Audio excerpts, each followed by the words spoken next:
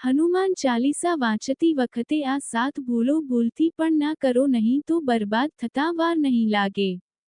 બજરંગબલીને પ્રસન્ન કરવા માટે મોટા ભાગના લોકો હનુમાન ચાલીસાનો પાઠ કરે છે. ખાસ કરીને મંગળવારે હનુમાન ચાલીસાનો પાઠ કરવાથી ઇચ્છિત ફળ મળે છે. હનુમાન ચાલીસા માટે કોઈ ખાસ નિયમોની જરૂર નથી, પણ કેટલીક નાની નાની વાતોનું ધ્યાન રાખવું જરૂરી છે. હિન્દુ ધર્મ મુજબ હનુમાનજીની પૂજા કરવાથી શુભ ફળો મળે છે. માન્યતા છે કે તેમની પૂજાથી લોકોની તમામ ઈચ્છાઓ પૂરી થાય છે અને શુભ ફળોની પ્રાપ્તિ થાય છે. આ કારણે તેમના ભક્તો તેમને પ્રસન્ન કરવા માટે અનેક ખાસ ઉપાયો અજમાવે છે. એવી માન્યતા છે કે જે કોઈ ભગવાન હનુમાનની પૂજા કરે છે, તે સમૃદ્ધિ, ધન અને સકારાત્મક ઉર્જા ભરપૂર થઈ જાય છે. હનુમાન ચાલીસાનો નિયમિત પાઠ કરવાથી ભગવાન પ્રસન્ન થાય છે અને તમામ કષ્ટોમાંથી મુક્તિ મળે છે. હનુમાન ચાલીસામાં આશરે 40 ચોપાઈઓ સામેલ છે. એવી માન્યતા છે કે જો કોઈ વ્યક્તિ હનુમાન ચાલીસાનો પાઠ કરતા સમયે તમામ નિયમોનું પાલન નથી કરતો તો તેને પૂજાનું પૂર્ણ ફળ નથી મળતું. તો ચાલો જાણીએ કે હનુમાન ચાલીસાનો પાઠ કરતા સમયે તમારે કઈ ભૂલોથી બચવું જોઈએ.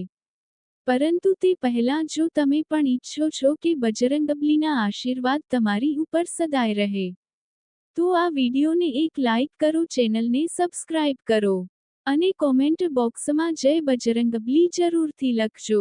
નંબર 1, કોઈપણ વચ્ચેની ચોપાઈથી પાઠ શરૂ કરવો નહીં. જ્યોતિષ માન્યતાઓ મુજબ જ્યારે કોઈ વ્યક્તિ યોગ્ય રીતે હનુમાન ચાલીસાનો જાપ કરે છે, ત્યારે તેને ઘણો લાભ મળે છે.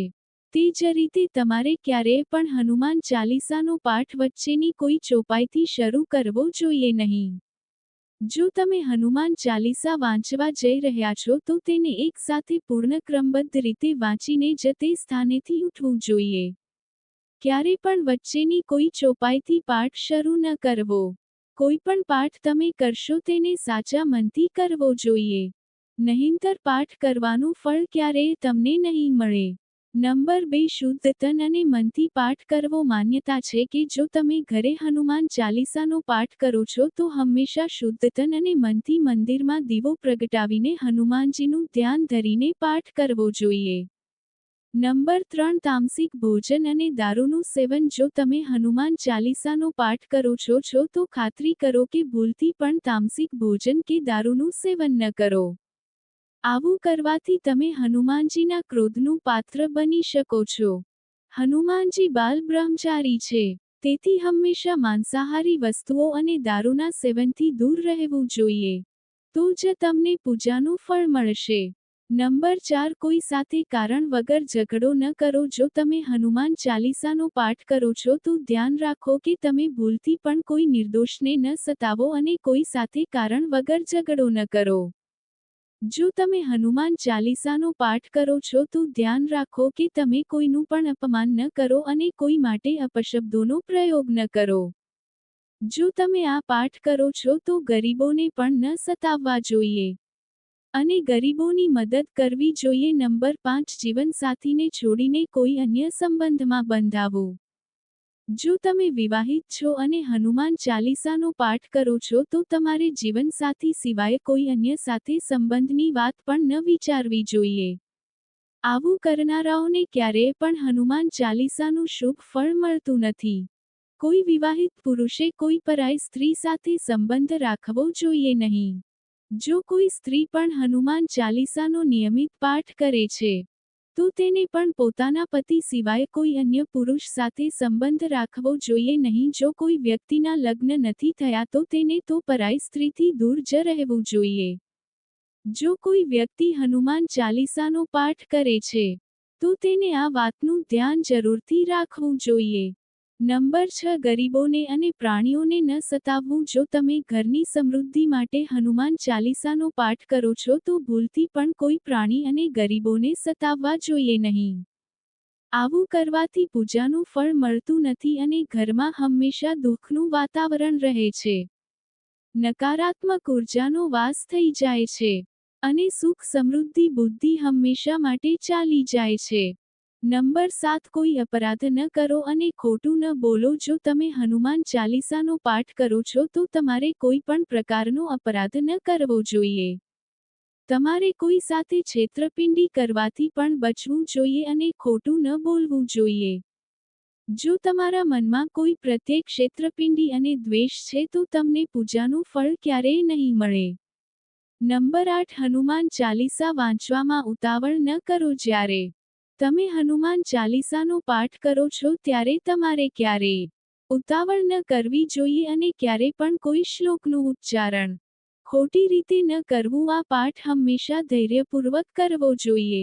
નંબર 9 રામનું નામ લીધા વગર પાઠ શરૂ ન કરો. બધા જ લોકો આ વાતથી પરિચિત છે કે હનુમાનજી રામજીના પરમ ભક્ત છે, તેથી ભગવાન રામનું નામ લીધા વગર હનુમાન ચાલીસાની શરૂઆત ન કરવી જોઈએ, નહીંતર તમે તેનાથી મળનાર ફળથી વંચિત રહી જશો. નંબર 10 તન અને મન સ્વચ્છ રાખો. હનુમાનજી અને તેમના ઇષ્ટ શ્રી રામજીના ચિત્રની સ્થાપના કરો. ત્યાર પછી તેમના સમક્ષ જલથી ભરેલું પાત્ર રાખો. ઓછામાં ઓછા 3 વારથી લઈને 108 વાર સુધી હનુમાન ચાલીસાનો પાઠ કરો. ઘરમાં હનુમાન ચાલીસાનો પાઠ કરતા સમયે શરીર અને મન બંને સ્વચ્છ હોવું ખૂબ જ જરૂરી છે. નંબર 11 મનમાં અયોગ્ય વિચારો ન લાવો. હનુમાન ચાલીસાનો પાઠ કરતા સમયે મનમાં કોઈપણ પ્રકારના અયોગ્ય વિચારો ન લાવવા પ્રયત્ન કરો. હનુમાન ચાલીસાના પાઠનો સમય દરરોજ માટે એક જ રાખવો જોઈએ. ખાસ પરિસ્થિતિઓમાં મુસાફરી દરમિયાન અને સૂતા સમયે પણ ચાલીસાનો પાઠ કરી શકાય છે. નંબર 12 મંગળવાર અને શનિવારે હનુમાનજીના દર્શન. હનુમાન ચાલીસાનો પાઠ કરનારા લોકોએ મંગળવાર અને શનિવારે હનુમાન મંદિરમાં જઈને હનુમાનજીના દર્શન જરૂર કરવા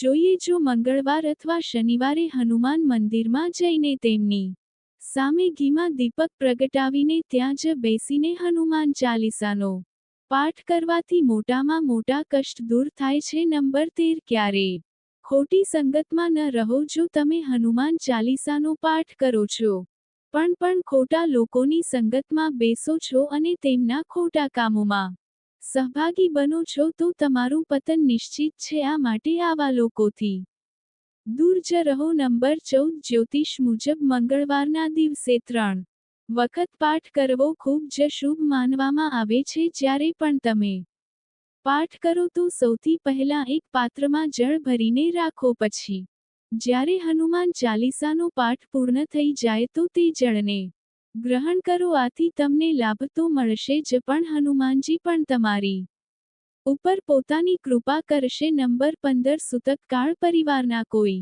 સભ્યનું અવસાન થાય ત્યારે ત્યાં સૂતકકાળ માન્ય રહે છે. જ્યાં સુધી આ સૂતકકાળ રહે છે ત્યાં સુધી હનુમાનજી સહિત કોઈપણ અન્ય દેવી દેવતાઓની પૂજા ન કરવી. આ દરમિયાન મંદિરમાં પ્રવેશ પણ ન કરવો. તો મિત્રો, જો તમને આ વિડીયો પસંદ આવ્યો હોય તો વિડીયોને લાઇક અને શેર જરૂરથી કરજો અને કોમેન્ટ બોક્સમાં જય જય બજરંગબલી જરૂરથી લખજો. સાથે ચેનલને સબસ્ક્રાઇબ કરીને બાજુમાં આપેલા બેલ આઇકનને પ્રેસ કરીને ઓલ પર સેટ કરી દેજો, જેથી તમને નવા વિડીયોની નોટિફિકેશન તુરંત જ મળે. વિડીયોને અંત સુધી જોવા બદલ તમારો ખૂબ ખૂબ આભાર.